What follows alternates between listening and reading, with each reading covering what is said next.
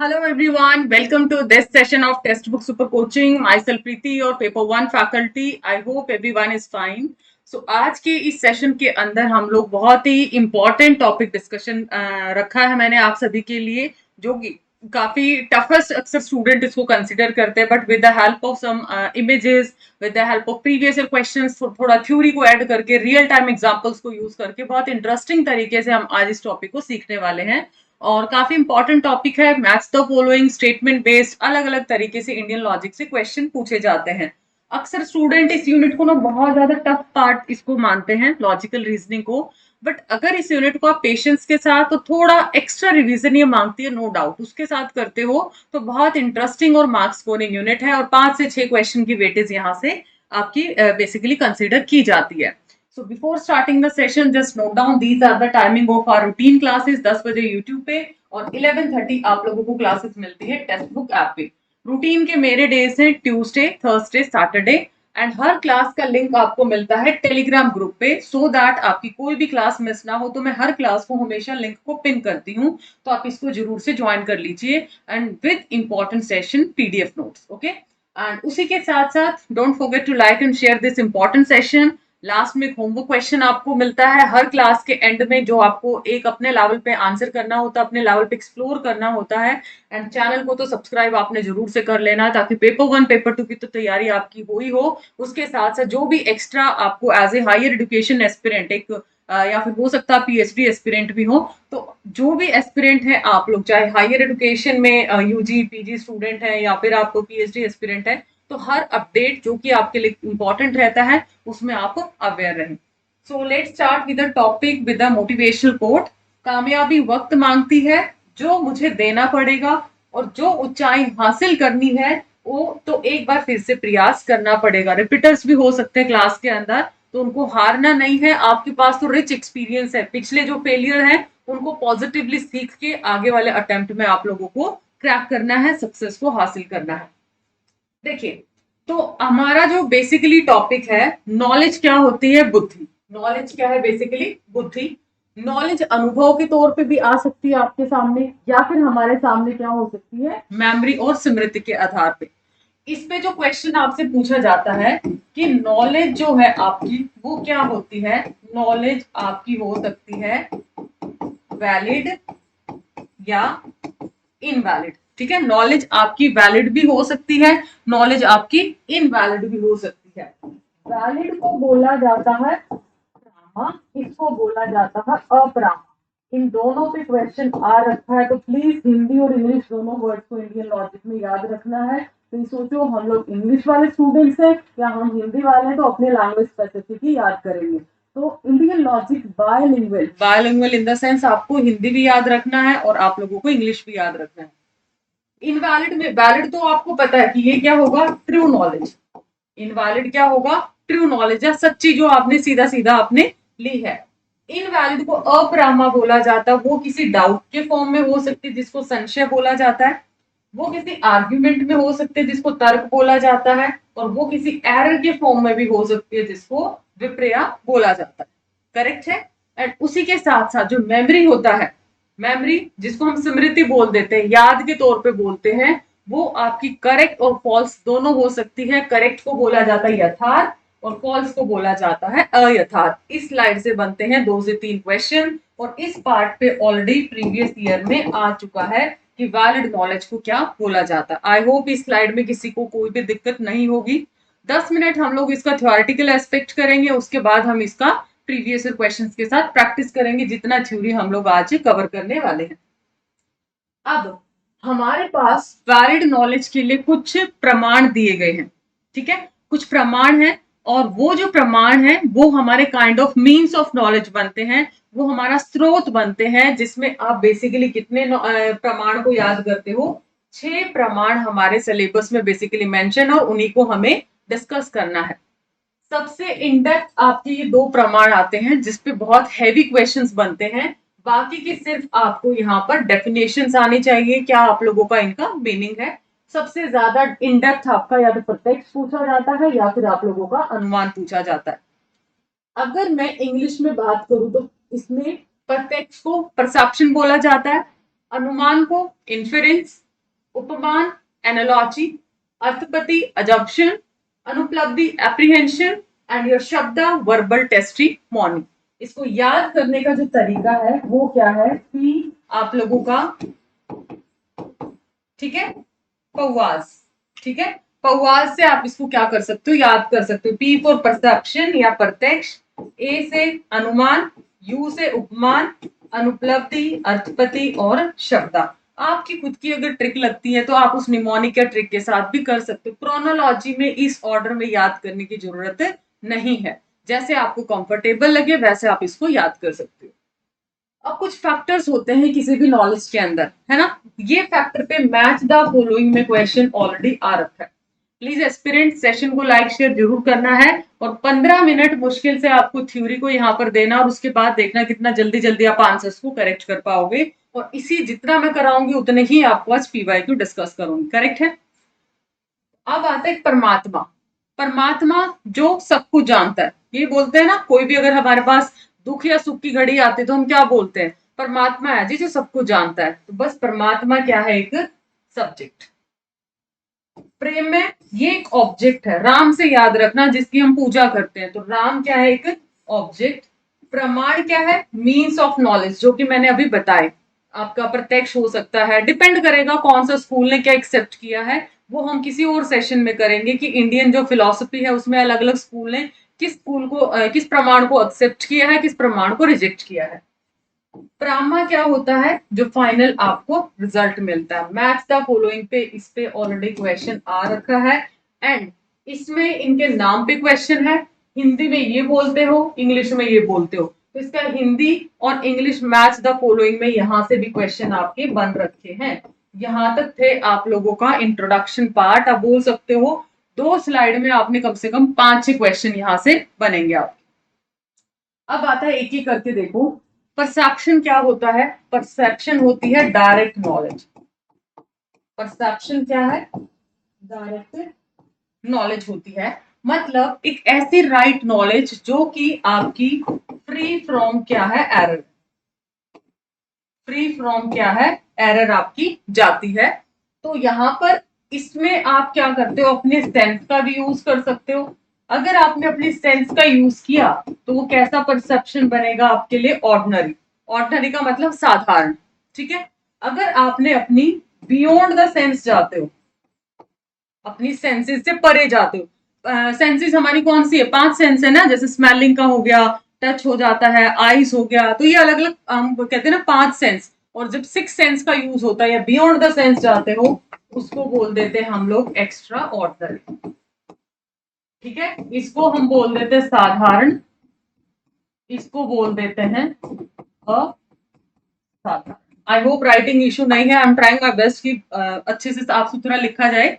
हाँ जी, तो ये होता है डायरेक्ट नॉलेज जो कि फ्री फ्रॉम एरर है, राइट नॉलेज इसको माना जाता है। सीधा सीधा जो आंखों देखा आप लोग यहाँ पर देखते हो, अगर आपकी सेंसेस से ली है तो ऑर्डिनरी, और अगर आपकी बियॉन्ड द सेंस जाती है तो एक्स्ट्रा ऑर्डिनरी, करेक्ट। अब आता है अगला प्रमाण का मीनिंग है अनुमान। अनुमान एक ऐसा फेयर गेस है, इसी को हम क्या बोलते हैं, इन्फेरेंस, ठीक है, इसी को बोलते हो इन्फेरेंस। जब आप क्या लगाते हो, अपनी रीजनिंग, अपना तर्क लगाते हो, एक एजुकेटेड गेस लगाते हो। क्या लगाते हैं हम लोग, एक एजुकेटेड गेस लगाते हैं, तुक्का नहीं लगाते आप। तुक्का लगाना, एजुकेटेड गेस लगाना, दोनों में फर्क है। तुक्का अकड़ बकड़ कर दिया आपने, है ना, वो डेफिनेटली बस ये लगा लीजिए सच में वो तुक्का ही कहलाएगा, हो भी सकता है नहीं भी हो सकता। एजुकेटेड गेस का मतलब बहुत अच्छे से आपने ऑप्शंस को एलिमिनेट किया और दी बेस्ट आपने वहां से चूज किया, और वहां पर हाई प्रायोरिटी होती है कि आप लोगों का वहां पर आंसर करेक्ट निकले। तो ऐसे ही यहाँ पर जब आप एजुकेटेड गेस लगाते हो, क्योंकि उस सिचुएशन का ऑलरेडी जो सीन है वो आप परसेप्शन प्रमाण के थ्रू पहले किसी इंसिडेंट में देख चुके हो, तो हमेशा जो इन्फेरेंस का बेस बनता है वो कौन सा परसेप्शन बनता है, सॉरी कौन सा प्रमाण बनता है, परसेप्शन प्रमाण बनता है। अब ये देखिए, लेट सपोज इन्होंने क्या किया, कफ किया या स्नीज किया। अब मुझे ये बताओ, इनको देख के क्या कोई भी एस्पिरेंट ये बोलेगा कि जी मुझे नहीं पता इसने खांसी क्यों की, आपको इसके सिम्टम से पता है कि जब भी हम खांसते हैं या फिर स्नीज करते हैं, कुछ ऐसा सा एक्ट हम भी करते हैं, क्योंकि परसेप्शन में सीधा सीधा हमारे साथ ये घटना हो चुकी है, बेस बना, और सीधा सीधा इसके साथ आपने एजुकेटेड गेस लगाया कि इनको हो सकता है क्या हो, कफ हो, राइट। तो इसको आप बोलोगे अनुमान। आपको बताने की जरूरत नहीं पड़ी, आपने ये चीज प्रमाण में देखी थी, परसेप्शन वाले प्रमाण में, और ये अब उसकी मदद से, उस ज्ञान की मदद से आपने यहाँ पर एजुकेटेड गेस लगा लिया, करेक्ट। अब देखिए यहाँ पर अगला एक एग्जाम्पल, पहाड़ी पर क्या है, बताइए, पहाड़ी पर क्या है, धुआं। पहाड़ी है, पहाड़ी पर क्या निकला, धुआं निकला, और धुआं किसकी वजह से आया है, फायर की वजह से। धुआं किसकी वजह से आया है, फायर की वजह से। क्या मुझे ये चीज आपको स्पेशल सिखाने की जरूरत थी? अगर मैं चुप भी रहती तब भी सबके दिमाग में ये बात आ चुकी है कि मैम पहाड़ी पर धुआं है, और धुआं किसके कारण है, आग की वजह से। बिकॉज आप सर्दियों में अपने हाथ सेकते हैं, या आप लोहड़ी का फंक्शन देखते हैं, या होली का फंक्शन, होली का दहन आप देखते हैं, आपको पता है कि वहां पर आग होती है, किचन में देखते हो, आपको ये रियल एक्सपीरियंस है, आपने डायरेक्टली परसेप्ट कर रखा है। So this is called your अनुमान प्रमाण। अच्छा, एक छोटा सा अनाउंसमेंट, बहुत सारे ऐसे एस्पिरेंट हैं जो या तो रिपीटर्स हैं, या फिर जो चाहते हैं कि यार जून में मुझे करना ही करना है हमारा यूजीसी नेट या फिर जीआरएफ। तो उसके लिए आपके जो बैच 3.0 है, क्योंकि थोड़ा सा आप लोगों के लिए अभी जो लास्ट जो अभी स्टूडेंट्स की क्वेरीज आते थे उनके रिगार्डिंग ये रखे गए थे फाउंडेशन बैचेस, और उसके साथ जल्द आपके जेआरएफ बूस्टर कोर्स भी अभी आने वाला है। तो फाउंडेशन प्लस जेआरएफ का एक्सेस अगर आपको चाहिए तो अभी आप सब्सक्रिप्शन ले सकते हो। अभी आपको 2x पे आपको अपनी तैयारी को बूस्ट अप करना है, एंड कोई भी आपकी क्लासेस के रिगार्डिंग क्वेरी है, कोई भी आपके डाउट है, तो गूगल फॉर्म आपको डिस्क्रिप्शन में दिया, उसको फिल कर सकते हैं। बेनिफिट्स क्या रहेंगे क्लासेस के, लाइव रहने वाली हैं, पेपर 1 पेपर 2 रहेगा, PYQ mock test, everything will be there. And उसी के साथ साथ आप लोग यहाँ पर Preeti H faculty code apply कर सकते हो, जो बॉटम बार पे भी दिया है और आगे स्लाइड्स पे भी दे रखा आपको। Back to the topic. अगला प्रमाण है 3rd नंबर का, उपमाना। उपमाना एक ऐसा प्रमाण है जहां पर हम क्या करते हैं, किसी नॉलेज को लेते हैं on the basis of some similarity. किसके बिहाफ पे, सिमिलरिटी के बिहाफ के ऊपर लेते हो, और ये एनालॉजिकल रीजनिंग होता है, कंपैरिजन होता है। मैंने बोला आपको ब्रोकली नहीं पता थी, ठीक है, लेट सपोज मैंने ब्रोकली नहीं दे रखी, मेरे घर में ब्रोकली कोई नहीं खाता, मैंने देख नहीं रखी, मैं गई वेजिटेबल मार्केट के अंदर और इसी तरीके का एक फ्लावर दिखा कि यार गोभी तो अपने घर पे सब्जी बनती है, बट ये एक्चुअली में कौन सा यहाँ पर वेजिटेबल आ गया। बेशक आपको ना बताए, जो वेजिटेबल मार्केट में पर्सन है ना बताए, बट आप सिमिलरिटी लगाने की कोशिश करोगे कि मेरे घर पे जो गोभी आती है उसी फैमिली का मुझे ये ब्रोकली लगता है, मतलब उसी के जैसी कोई गोभी की वैरायटी है। So this is called your upamana pramana. जब हमने क्या किया, based on analogy is the keyword. Keyword देखो, लाइक, एज, सिमिलर या फिर एनालॉजी, ये कीवर्ड्स क्या है यहाँ पर लगाए जाते हैं, करेक्ट है। तो ये है आपका एनालॉजी। नेक्स्ट है आपका शब्दा प्रमाण। शब्दा प्रमाण क्या होता है, वर्बल टेस्टिमोनी, मतलब आप किसी के शब्दों के ऊपर रिलाय करते हो। वो शब्द आपके ओरल रिटर्न कुछ भी हो सकता है, और आपका जो ट्रस्ट वर्दी पर्सन है आप उन्हीं के वर्ड्स पे रिलाय करोगे। आपका गुरु हो सकता है, आपका डॉक्टर हो सकता है, आपके मदर, आपके फादर। ऐसा नहीं कि कोई राह चलता आपको बोलेगा कि जी आपकी लॉटरी निकली और आप उसके पीछे पीछे चलते बनोगे, ऐसा तो नहीं होता ना। ऐसा तो कोई भी आपके साथ फ्रॉड कर सकता है। आप ये बात किसकी मानोगे, आपकी मम्मी ने बोला बेटा आपकी लॉटरी लगी है, बेटा आपका नेट क्रैक हो गया, बेटा आपका जेआरएफ हो गया, आप मम्मी की बात को क्या करोगे, ट्रस्ट करोगे। आपके टीचर की बात को ट्रस्ट करोगे। तो शब्दा इज वर्बल टेस्टिमोनी, या ट्रस्ट वर्दी पर्सन के वर्ड्स पे रिलाय करते हैं, और वो शब्द आपके ओरल या रिटर्न दोनों हो सकते हैं। समझ आया? एंड अनुपलब्धि, जहां पर नॉलेज किसी नॉन एग्जिस्टेंस से आती है, किसी चीज के अभाव में नॉलेज मिलती है। जैसे कि मैंने देखा रोड यहाँ पर गीला है, इट मीन्स यहाँ पर क्या हुआ होगा, बारिश। अभी बारिश का अभाव है, मुझे अभी बारिश नहीं दिखी, बट रोड गीला है, और जिस तरीके का पैटर्न मुझे दिखा, एब्सेंस है ना उस टाइम पे, तो उस हिसाब से मैंने लगा लिया कि पक्का यहाँ पर पहले क्या हुआ है, बारिश हुआ है। इसको हम बोलेंगे अनुपलब्धि प्रमाण।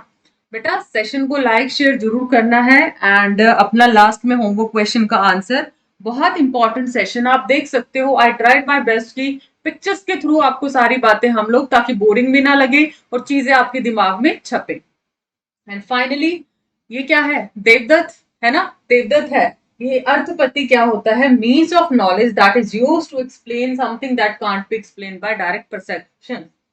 बहुत सारी चीजें आप डायरेक्टली, ठीक है, या इन्फ्रेंस या शब्दों में नहीं बयां कर सकते। आपका यहाँ पर एक आइडिया लगा पाते हो। ये बड़ा ना मोटू है, ये बोलते हैं जी मैं ना बहुत कम खाता हूँ।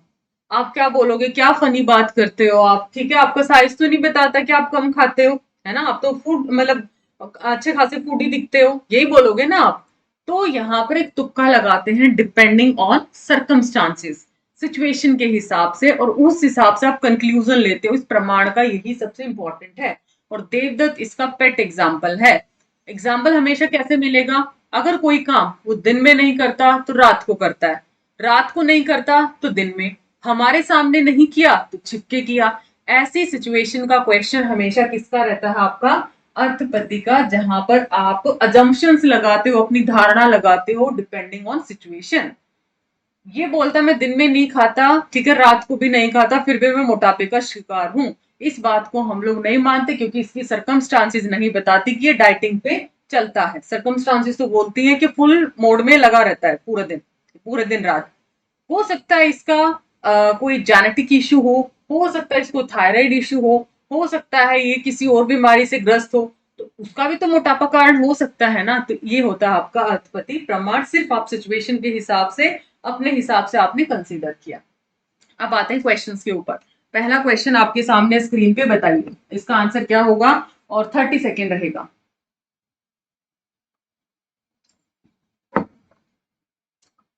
ये अभी वैसे मैंने करवाया नहीं था, स्वार्थ और प्रार्थ किसके टाइप्स हैं, शायद न्यू एस्पिरेंट को ना भी पता चले।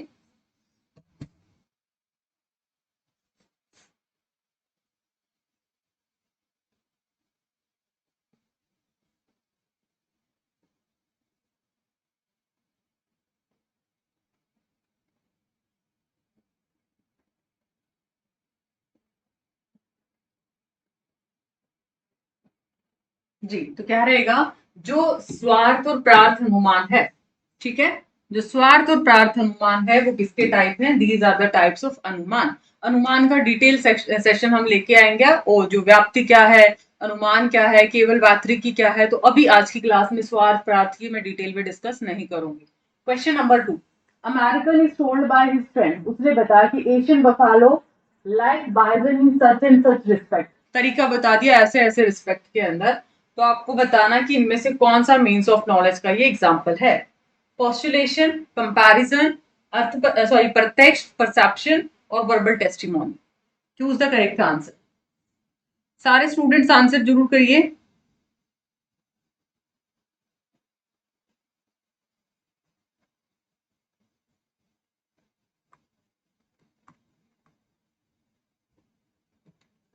हाँ जी, तो क्या आ जाएगा? कंपैरिजन। मैंने बताया था कीवर्ड आपका क्या रहेगा, लाइक, एज, सिमिलर, एनालॉजी, ऐसा तो कुछ मिलता है, बट फिर भी कीवर्ड्स देखने के बाद भी, मिलने के बाद भी आपको पूरा स्टेटमेंट देखना है, कहीं कुछ ऐसा करके कोई इन्फर तो नहीं किया उसने। तो एक आध एग्जाम्पल में ऐसा भी हो सकता है, तो पूरा एक बार चीज को जरूर देखना है कि क्या कुछ सिमिलरिटी लगा रखी है। जैसे इसमें इसने बोला एशियन बफेलो और बाइजन की क्या बता रखी है? Similarity. Question number third. Which of the following praman defined as the knowledge of relation between word and denotation? शब्द और उसके ज्ञान के तौर पे परिभाषित किया गया है, कौन सा प्रमाण का एग्जाम्पल है?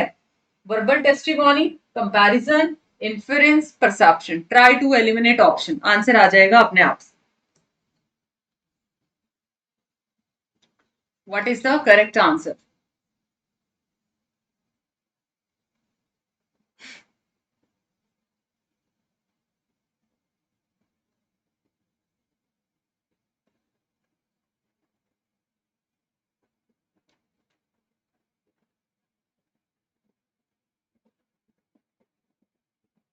हाँ जी, तो क्या आ जाएगा? Verbal testimony. ठीक है। Question number 4।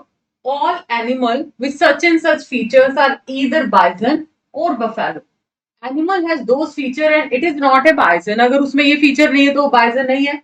तो इसलिए एक बफेलो है। अकॉर्डिंग टू दिस पर्टिकुलर, ये कौन से प्रमाण को एग्जाम्पलीफाई करता है, किसका उदाहरण है? Choose the correct answer.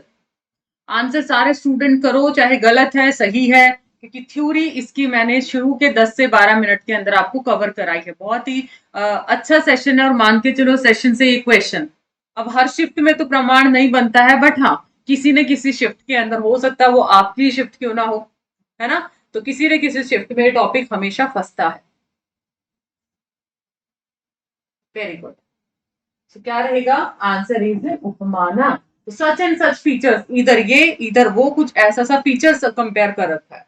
अगला क्वेश्चन, मैंने बोला था ना पहली स्लाइड का, फर्स्ट सेकंड स्लाइड पे इस पे मैच द फॉलोइंग में क्वेश्चन आता है। प्रमाता, प्रेम्य, प्रमाण एंड प्रमा।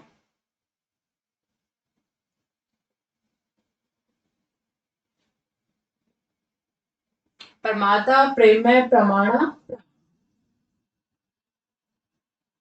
What is the correct answer?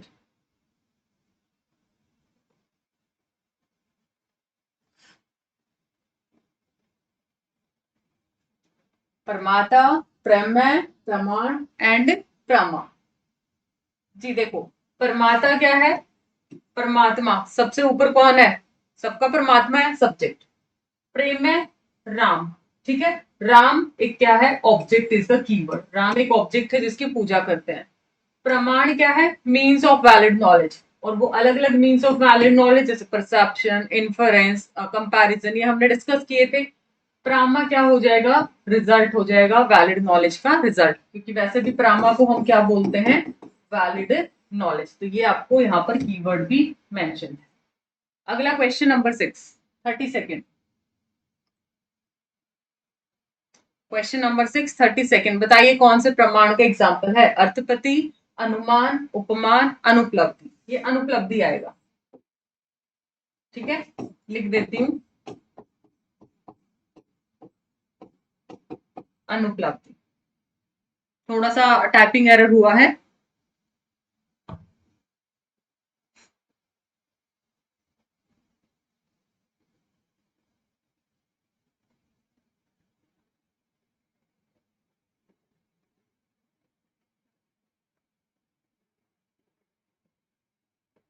जी हाँ, तो क्या आ जाएगा? उपमाना, वेर इज द कीवर्ड, ठीक है, कीवर्ड है आपके पास। अगला क्वेश्चन, प्रमाण और उसकी एग्जांपल्स बताइए।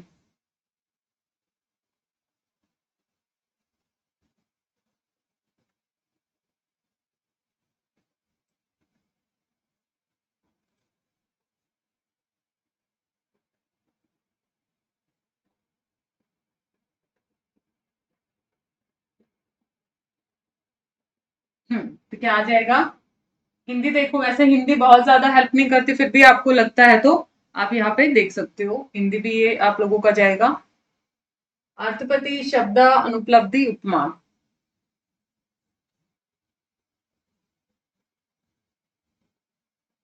हाँ जी, तो क्या आएगा? ऑप्शन नंबर 2, इम्प्लीकेशन अर्थपति। ठीक है, अर्थपति मतलब देवदत्त वाला एग्जाम्पल, पैटी से याद रख सकते हो। पैटी क्या है? फैटी, पैटी खा के फैटी होंगे ना, और पैटी से देवदत्त कि दिन में नहीं खाता तो रात को खाता है। दिस ए का 2, एलिमिनेट एलिमिनेट एलिमिनेट।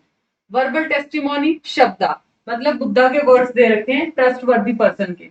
आंसर, अनुपलब्धि किसी चीज की कमी, no light in the room, absence है। कंपैरिजन, तुलना, प्रीति ने क्या बोला कि मेरी पोनी टेल कैसे करनी है, लाइक इज द कीवर्ड।